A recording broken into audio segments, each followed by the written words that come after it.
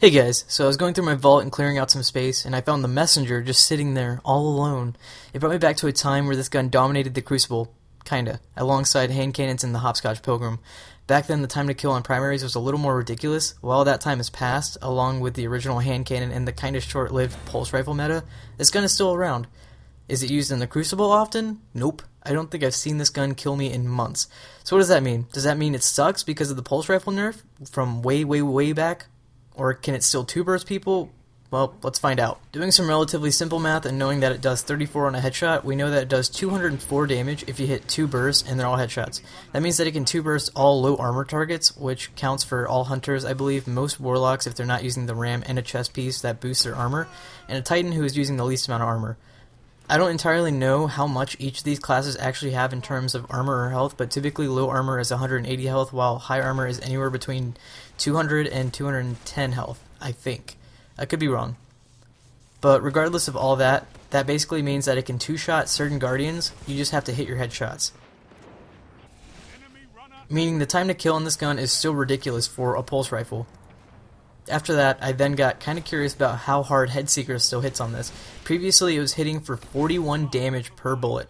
Now it hits for 36 after activating. So let's say theoretically you hit one body shot and then 2 headshots. That means you did 23 on a body shot, then 36 and 36 on a headshot, or headshots, which adds up to 95. 95 times 2 is 190 damage, which means on the lowest armored guardian, this gun could 2-burst using Headseeker. But probably not if you miss any more headshots. If you miss even a single bullet, I'm pretty certain there's no way you could 2-burst someone. Could be wrong. I don't know. Whatever. Anyway, this all sounds good, but here's where the gun fails and why I don't recommend using it too much. First, the gun is so slow, I get bored while shooting it. Second, the gun is so slow it doesn't stagger anyone like most pulse rifles in the meta do right now. Actually, it doesn't even stagger as much as most guns in the meta. It hits hard in terms of damage, but that's it. If you're up against any other gun, even in pulse rifle intended ranges, this gun shakes so hard because of the stagger, and it doesn't cause them to stagger back too much. So this isn't a sniper slayer, even if it has some decent range. It's not a good gun to use in close range either.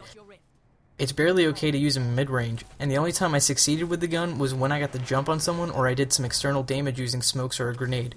In a fair one-on-one fight, this gun doesn't perform well anymore, which is really only because it's too slow to use in those fights. You could be the best shot with pulses, and this gun would still need a little babying for it to actually work well. Either way, I was always more of a Hopscotch Pilgrim kind of guy.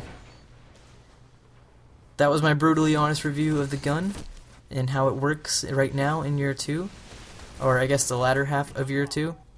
I don't know how they'd even get close to making this type of pulse a little more viable, but it still boasts a really great time to kill, so I doubt they'll do anything about it, even if it kind of struggles in those 1v1 fights. Maybe it's intended to be a different type of pulse. I don't know. Maybe I should be pacing my shots better with it, kind of like how hand cannons need to be paced.